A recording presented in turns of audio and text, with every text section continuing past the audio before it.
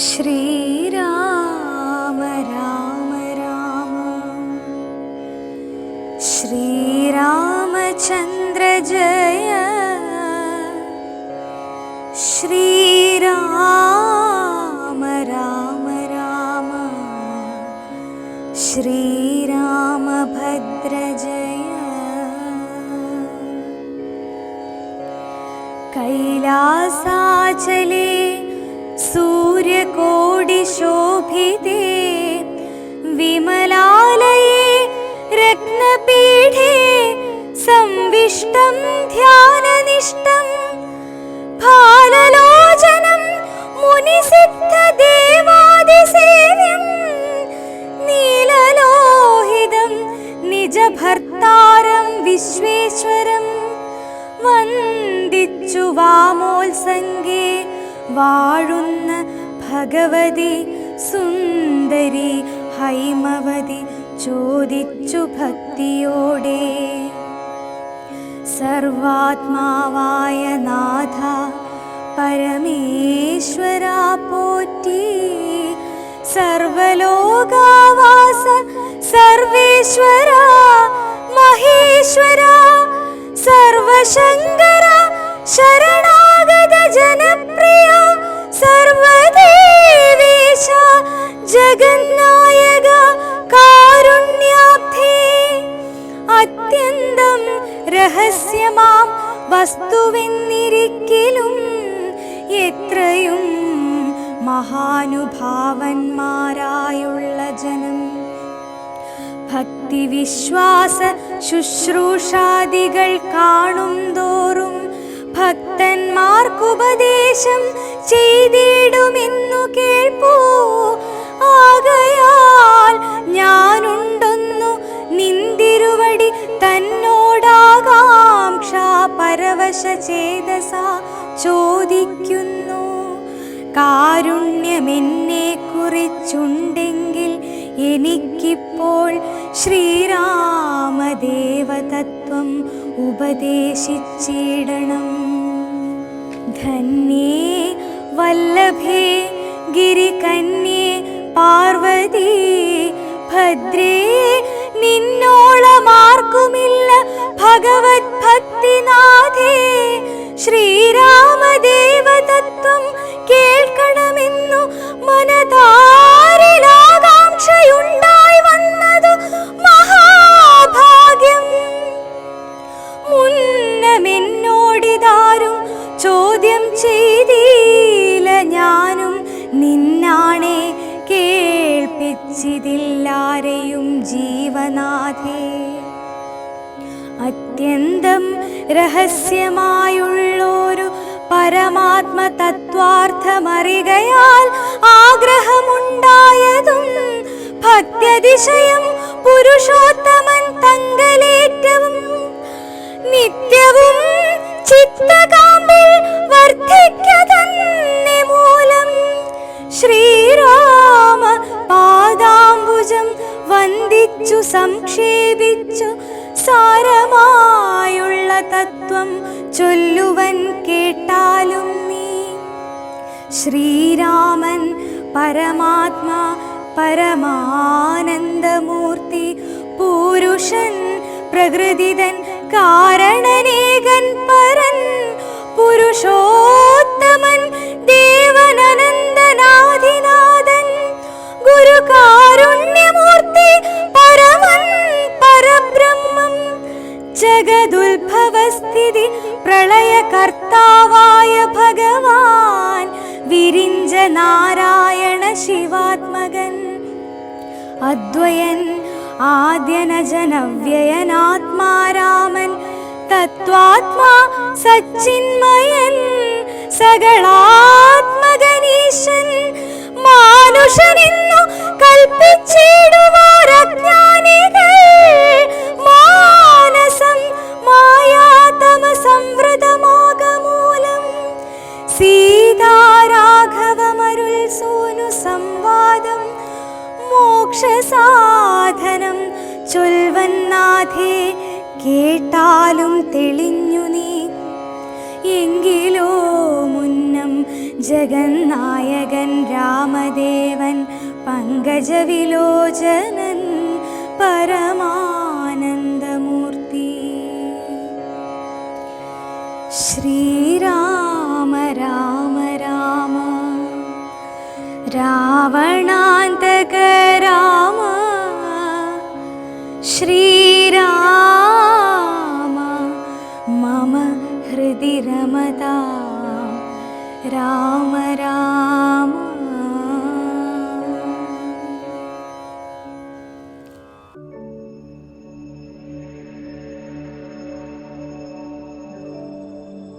ഓം ശാന്തി. രാമായണത്തിൻ്റെ രണ്ടാമത്തെ ദിവസം. ശരിക്കും രാമായണം എന്ന് പറഞ്ഞതിൻ്റെ അർത്ഥം എന്തെന്ന് കണ്ടുകൊണ്ട് നമുക്കിന്ന് തുടങ്ങാം.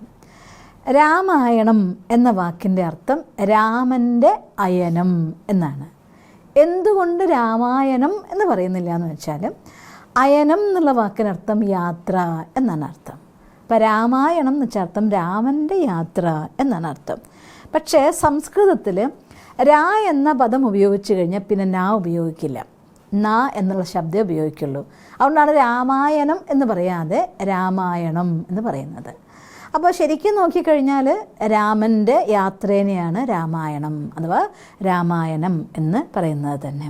അപ്പോൾ ആ രാമായണത്തിൽ വളരെ രസകരമായിരിക്കുന്ന അഥവാ രാമായണത്തിൻ്റെ രഹസ്യത്തിലേക്കുള്ളതായിരിക്കുന്ന ഒരു നേർക്കാഴ്ചയാണ് രാമായണത്തിൻ്റെ ഈ ഒരു സന്ദർഭത്തിൽ നമ്മൾ കാണുന്നത്. അതായത് ഭൂമിക്ക് ഭാരം കൂടിയിട്ട് പാപികളെ കൊണ്ട് അല്ലെങ്കിൽ ദുഷ്ടാത്മാക്കളെ കൊണ്ട് രാക്ഷസന്മാരെ കൊണ്ട്, രാക്ഷസൻ എന്ന് വെച്ചാൽ രാക്ഷസൻ നമ്മുടെ കഥയിൽ കേട്ട പോലെ വലിയൊരു ഭയങ്കര രൂപിയായിട്ട് വട്ടക്കണ്ണും അല്ലെങ്കിൽ വലിയ പല്ലുമൊക്കെ ആയിട്ടുള്ള നല്ല വാസ്തവത്തിലർത്ഥം. ഒരു മനുഷ്യൻ്റെ ഉള്ളിൽ രാക്ഷസീയത നിറയുമ്പോൾ ലോകത്തിൽ നമ്മൾ അങ്ങനെയല്ലേ എന്ന് കണ്ടുകൊണ്ടിരിക്കുന്നത്. എത്ര ആളുകൾ ഒരു കൊച്ചു കുഞ്ഞിനോട് പോലും കരുണയില്ലാതെ കൊല്ലുന്ന ഒരു കാലഘട്ടത്തിലാണ് നമ്മൾ നിൽക്കുന്നത്. സ്വന്തം അമ്മ കുഞ്ഞിനെ ഒരിക്കലും ഉപദ്രവിക്കില്ല എന്ന് നമ്മളെല്ലാവരും വിശ്വസിച്ചിരുന്നു. പക്ഷെ കാലം നമ്മളെ കൊണ്ട് മാറ്റി പറയിപ്പിച്ചിരിക്കുന്നു. പ്രസവിച്ച കുഞ്ഞിനെ കവറിലാക്കി പുറത്തേക്ക് ജനലിലൂടെ വലിച്ചെറിഞ്ഞ കഥ പോലും നമ്മൾ കേൾക്കുകയാണ്. അപ്പം ഇനി ഇതിനേക്കാൾ മേലെ ഒരു രാക്ഷസീയത അഥവാ അസുരീകതയ്ക്ക് വരാനായിട്ടുള്ള ഭാഗം അവശേഷിച്ചിട്ടില്ല. അങ്ങനെ നിൽക്കുന്ന ഒരു കാലഘട്ടത്തിൽ നമ്മൾ പോയിക്കൊണ്ടിരിക്കുക. ശരിക്കും എനിക്ക് ഇന്നത്തെ അവസ്ഥയിൽ രാമായണം ഒരിക്കൽ കൂടെ വായിച്ചപ്പോൾ തോന്നിപ്പോയി, അന്ന് ഭൂമിദേവി എനിക്ക് ഭാരം താങ്ങാനാവുന്നില്ല, പാപികൾ നിറഞ്ഞിരിക്കുന്നു, രക്ഷ വേണം എന്ന് കരഞ്ഞു എന്നൊക്കെ നമ്മൾ കേട്ടു. ഇന്ന് ഒരു പക്ഷേ ഓരോ ദിവസവും ഭൂമിദേവി കരയായിരിക്കും. ഇങ്ങനെയുള്ള ഓരോ ദൃശ്യങ്ങളെ കണ്ടിട്ട്, അച്ഛൻ മകളെ നശിപ്പിക്കുന്നത് കണ്ടിട്ട്, അല്ലെങ്കിൽ അമ്മ കുഞ്ഞിനെ കൊല്ലുന്നത് കണ്ടിട്ട് ഭൂമി കണ്ണുപൊത്തുന്നുണ്ടായിരിക്കും അല്ലേ. ഭൂമി മാതാവ് തന്നെയല്ലേ പറയുക, നമ്മൾ ഭൂമി മാതാവ് എന്നല്ലേ പറയുക.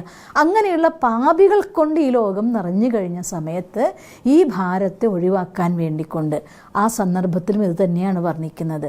പാപികളുടെ ഭാരം എനിക്ക് താങ്ങാനാവുന്നില്ല, എന്നെ സഹായിക്കണം, എന്നെ രക്ഷിക്കണം എന്ന് പറഞ്ഞുകൊണ്ട് ഭൂമിദേവി ബ്രഹ്മാവിൻ്റെ അടുത്ത് പോയിട്ട് സങ്കടം പറയുകയാണ്.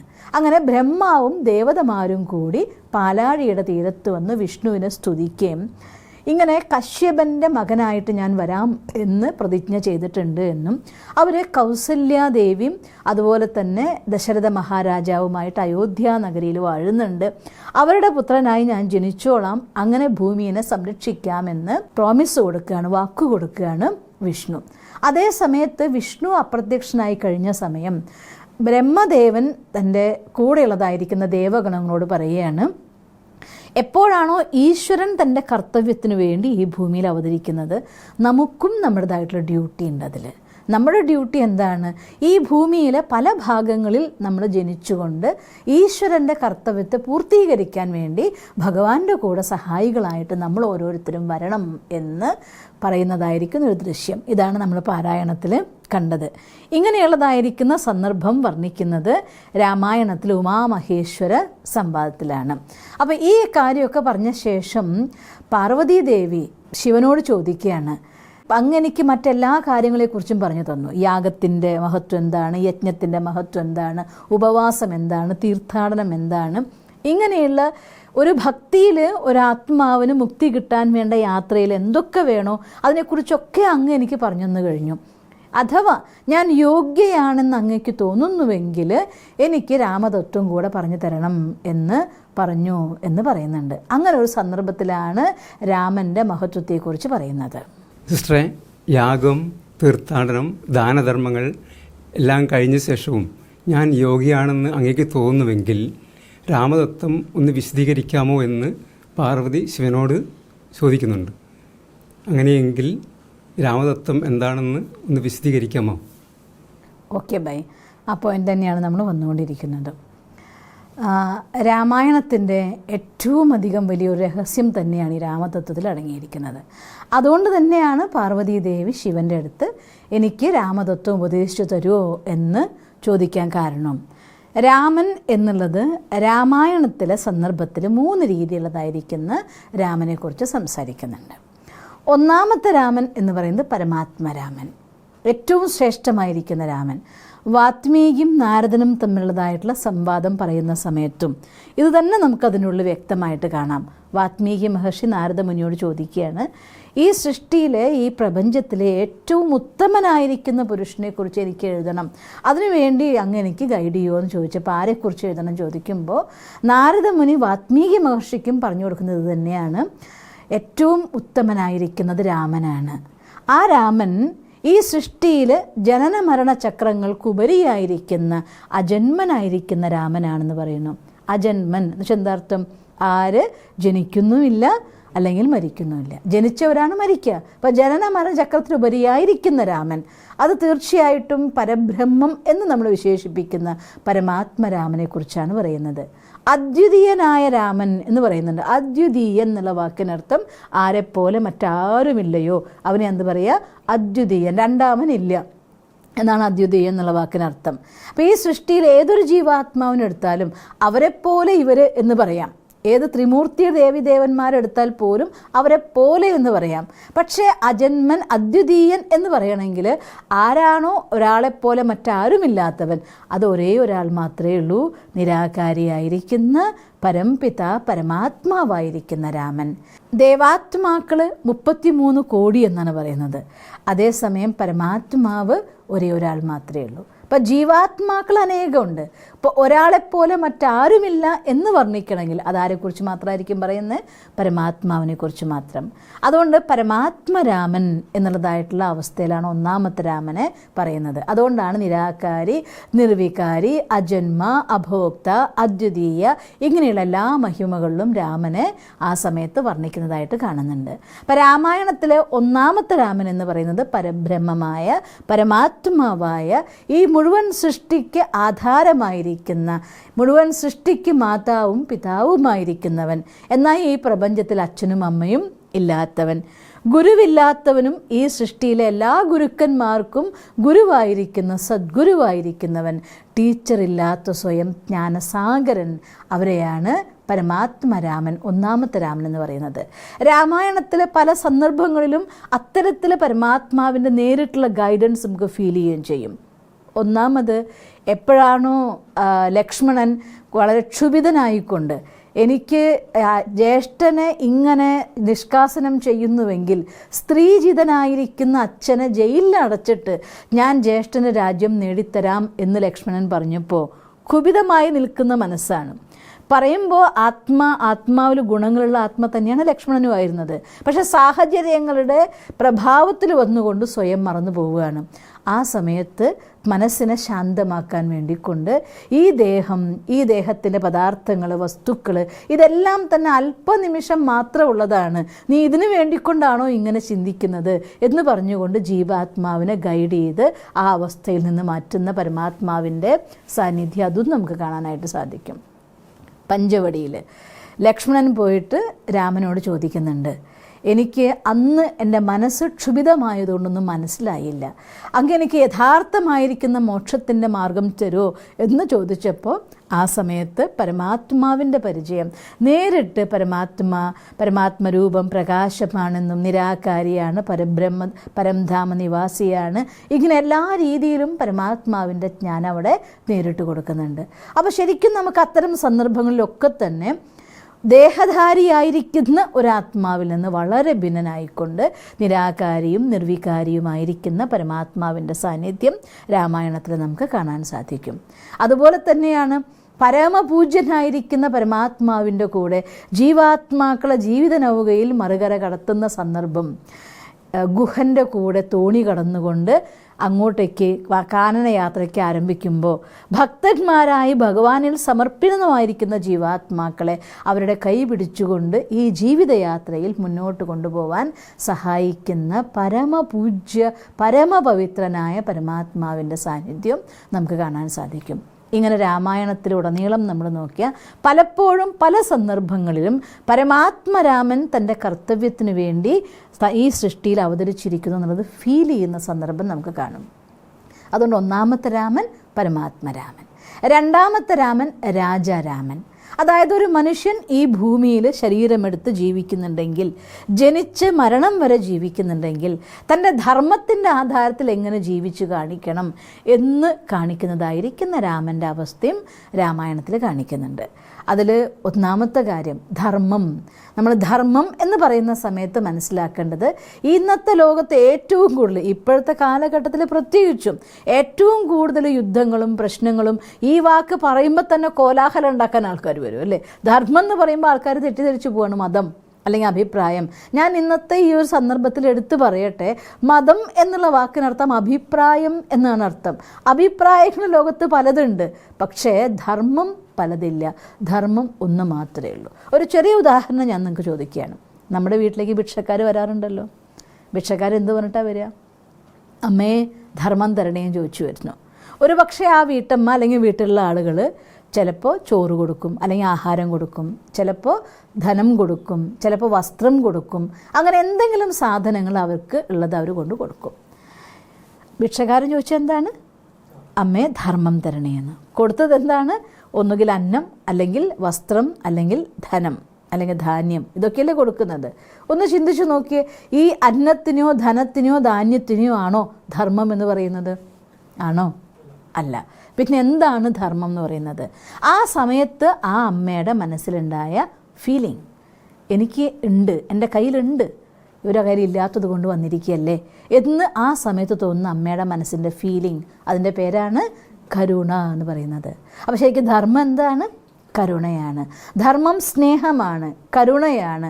ധർമ്മം സത്യമാണ്, പവിത്രതയാണ്, പരിശുദ്ധിയാണ്. ഇതിനെയൊക്കെയാണെന്ന് പറയുന്നത് ധർമ്മം എന്ന് പറയുന്നത്. അപ്പോൾ ധർമ്മം എന്ന് വെച്ചാൽ അർത്ഥം ഒരാൾ തൻ്റെ ധർമ്മത്തെ പരിപാലിക്കുക എന്ന് വെച്ചാൽ അർത്ഥം വാല്യൂസിൻ്റെ ആധാരത്തിൽ ഒരു മനുഷ്യന് ജീവിക്കാൻ സാധിക്കണം. അതും ഓരോരോ മനുഷ്യൻ്റെ കർത്തവ്യത്തിനനുസരിച്ച്, ജീവിതത്തിലെ ഉത്തരവാദിത്വത്തിനനുസരിച്ച് അതിലും വ്യത്യാസം ഉണ്ടായിരിക്കും. നമ്മളൊന്ന് ആലോചിച്ച് നോക്കിയാൽ അറിയാം. നമ്മുടെ ഭാരതത്തിന് സ്വാതന്ത്ര്യം കിട്ടുന്നതായിരിക്കുന്ന സമയം, ആ സമയത്ത് മഹാത്മാഗാന്ധിയുടെ നേതൃത്വത്തിലതായിരിക്കുന്ന സ്വാതന്ത്ര്യ സമരം നടക്കുന്ന സമയത്ത് വിദ്യാർത്ഥികൾ അവരുടെ കോളേജിലെയും സ്കൂളിലൊക്കെ പഠനം ഉപേക്ഷിച്ചുകൊണ്ട് സമരത്തിന് വേണ്ടി പുറത്തിറങ്ങിയിട്ടുണ്ടായിരുന്നു. അന്ന് ആരെങ്കിലും കുട്ടികളോട് പറഞ്ഞോ, മക്കളെ സമരം ചെയ്യുന്ന സമയമൊന്നുമല്ല, ഇപ്പം നിങ്ങൾക്ക് പഠിക്കേണ്ട സമയമാണ്, പോയി പഠിക്കുക എന്ന് പറഞ്ഞോ? ഇല്ല. ഓരോ ഭാരതീയനും അവരെ പ്രോത്സാഹിപ്പിച്ചിട്ടേ ഉള്ളൂ. എത്രയോ അമ്മമാർ അവരുടെ കുടുംബത്തെ കാര്യങ്ങളെല്ലാം ത്യജിച്ചുകൊണ്ട് തന്നെ ഭാരതത്തിൻ്റെ സ്വാതന്ത്ര്യത്തിന് വേണ്ടി പ്രവർത്തിക്കാൻ പുറത്തിറങ്ങി. അന്ന് ഒരു കുട്ടിയാണെങ്കിലും ചെറുപ്പക്കാരനാണെങ്കിലും അല്ലെങ്കിൽ വയസ്സനാണെങ്കിലും സ്ത്രീയാണെങ്കിലും എന്താണെങ്കിലും എല്ലാവർക്കും ഒരൊറ്റ ലക്ഷ്യം ഉണ്ടായിരുന്നുള്ളൂ, നമ്മുടെ ഭാരതത്തിന് സ്വാതന്ത്ര്യം. മീൻസ് സമയത്തിൻ്റെ പ്രാധാന്യമനുസരിച്ച് ഓരോ ഭാരതീയൻ്റെയും അന്നത്തെ കർത്തവ്യം എന്തായിരുന്നു? രാജ്യത്തിൻ്റെ സ്വാതന്ത്ര്യം. അപ്പോൾ ധർമ്മം എന്ന് പറയുന്നത് സമയവും സാഹചര്യവും അനുസരിച്ച് മാറ്റം വരും എന്നതിൽ യാതൊരു വ്യത്യാസവും. ഒരു രാജാവിനെ സംബന്ധിച്ചിടത്തോളം രാജ്യത്തിൻ്റെ ധർമ്മം, രാജ്യത്തിൻ്റെ രക്ഷ, രാജ്യത്തിനുള്ള കടപ്പാട്, അതാണ് അവരുടെ ഒന്നാമത്തെ ധർമ്മം. അന്നത്തെ രാജാക്കന്മാർ, ഇന്നത്തെ കാലഘട്ടത്തിൽ പറഞ്ഞാൽ ഭരണസാരഥ്യത്തിലിരിക്കുന്ന ആളുകൾ, നമ്മുടെ സൊസൈറ്റിയിൽ ഭരിക്കുന്നതായിരിക്കുന്ന ഗവേണിംഗ് ബോഡിയിലുള്ളതായിരിക്കുന്ന ഉന്നതരാണെങ്കിലും അതിൻ്റെ ഉത്തരവാദിത്തമുള്ള ആളുകളാണെങ്കിൽ അവരെ സംബന്ധിച്ചിടത്തോളം ആദ്യത്തെ റെസ്പോൺസിബിലിറ്റി സമൂഹത്തിനോട്, സൊസൈറ്റിയോട്, രാജ്യത്തിനോട്. രണ്ടാമത്തെ ഉത്തരവാദിത്വമാണ് അവർക്ക് സ്വന്തം കുടുംബത്തോടും സ്വന്തം കാര്യങ്ങളോടും. അതുകൊണ്ടാണ് ധർമ്മങ്ങൾ 4 പറയാറുണ്ട്. ഒന്നാമത്തെ സ്വധർമ്മം. ഏതൊരാളാണോ സ്വധർമ്മത്തിലിരിക്കുന്നത് അവർക്ക് മാത്രമാണ് മറ്റൊരാൾക്ക് ധർമ്മത്തെ പറഞ്ഞു കൊടുക്കാനോ ആ ധർമ്മത്തിനനുസരിച്ച് പ്രവർത്തിക്കാനോ സാധിക്കുള്ളൂ. എന്താണ് സ്വധർമ്മം? അതും അറിയണമല്ലോ. സ്വധർമ്മം എന്ന് വെച്ചാൽ അർത്ഥം സ്വയം നമ്മുടെ മനസ്സിനെ ശാന്തമാക്കി വയ്ക്കുക, കർമ്മങ്ങളെ സത്യത്തിൻ്റെയും അഹിംസയുടെയും മൂല്യങ്ങളുടെയും ആധാരത്തിൽ പ്രവർത്തിക്കാൻ സാധിക്കുക. ഇതാണ് സ്വധർമ്മം. ശാന്തമായ മനസ്സില്ലാതെ ആർക്കെങ്കിലും എന്തെങ്കിലും ഒരു കാര്യം പ്രവർത്തിക്കാൻ പറ്റുമോ? ശരിക്കും എപ്പോഴാണോ ഒരു മനുഷ്യൻ്റെ മനസ്സ് ചഞ്ചലമാകുന്നത് ആ നിമിഷം അവരുടെ കർമ്മങ്ങളിൽ ഏറ്റക്കുറച്ചിൽ വരാൻ തുടങ്ങും. നമ്മൾ പറയാം എൻ്റെ മനസ്സ് ഡിസ്റ്റർബ്ഡ് ആയിരുന്നു, അതുകൊണ്ടാണ് എനിക്ക് ആ സമയത്ത് അങ്ങനെയായിപ്പോയത് പറയാറില്ലേ? എന്ന് വെച്ചാൽ അർത്ഥം മനസ്സ് ശാന്തമായവർക്ക് യഥാർത്ഥമായ തീരുമാനം എടുക്കാനും എടുത്ത തീരുമാനങ്ങളെ കർമ്മത്തിൽ കൊണ്ടുവരാനും സാധിക്കുള്ളൂ. എന്ന് വെച്ചാൽ അർത്ഥം സ്വധർമ്മത്തിലിരിക്കാൻ എന്താർത്ഥം? ആത്മാവിൻ്റെ സ്വധർമ്മമാണ് ശാന്തി. അപ്പോൾ ആദ്യം നമ്മൾ സ്വയം ശാന്തിയിലിരിക്കുന്നത് സ്വധർമ്മം. സ്വയം എൻ്റെ കർമ്മങ്ങളെ മൂല്യത്തിൻ്റെ ആധാരത്തിൽ പ്രവർത്തിക്കുന്നത് സ്വധർമ്മം. മറ്റൊരു ധർമ്മമുണ്ട്, നമ്മുടെ കുടുംബത്തോടും നമുക്കൊരു ധർമ്മമുണ്ട്. ജന്മം തന്ന മാതാപിതാക്കളോട്, ആരൊക്കെ നമ്മുടെ സഹോദരന്മാരോ സഹോദരിമാരോ അല്ലെങ്കിൽ ഭാര്യ ഭർത്താക്കന്മാരോ എന്തെല്ലാം റിലേഷൻ ഒരു ഫാമിലിയിലുണ്ടോ അവരോട് നമുക്ക് നമ്മുടേതായിട്ടുള്ള ഒരു ധർമ്മമുണ്ട്. മൂന്നാമതൊരു ധർമ്മമുണ്ട്, നമ്മൾ ജീവിക്കുന്ന സൊസൈറ്റിയിൽ. ഈ ഒരു സൊസൈറ്റിയിൽ, ഈ ഒരു സമൂഹത്തിൽ പല കാര്യങ്ങളും നമ്മൾ ഉപയോഗിച്ചുകൊണ്ടിരിക്കുന്നുണ്ട് അല്ലേ? വെറുതെ ഉപയോഗിക്കാൻ മാത്രമല്ലല്ലോ നമുക്കുള്ളത്. ഏത് കാര്യം നിങ്ങൾ ഉപയോഗിക്കുന്നുണ്ടോ അതിനെ കിട്ടിയതിനേക്കാൾ നന്നാക്കി തിരിച്ചേൽപ്പിക്കുക, അത് ഓരോ മനുഷ്യൻ്റെയും ധർമ്മമാണ്. അതുകൊണ്ട് തന്നെ ഈ സൊസൈറ്റിയോട് നമുക്കൊരു ധർമ്മമുണ്ട്, സമൂഹത്തിനോട് നമുക്കൊരു ധർമ്മമുണ്ട്. അത് മൂന്നാമത്തെ ധർമ്മം. നാലാമത്തെ ധർമ്മം രാജ്യധർമ്മം. നമ്മൾ നേരത്തെ പറഞ്ഞില്ലേ, എപ്പോഴാണോ സ്വാതന്ത്ര്യം കിട്ടേണ്ട സമയം വന്നത് ആ സമയത്ത് എല്ലാവരുടെയും പ്രഥമ പ്രാധാന്യം എന്തിനുള്ളതായിരുന്നു? സ്വാതന്ത്ര്യം.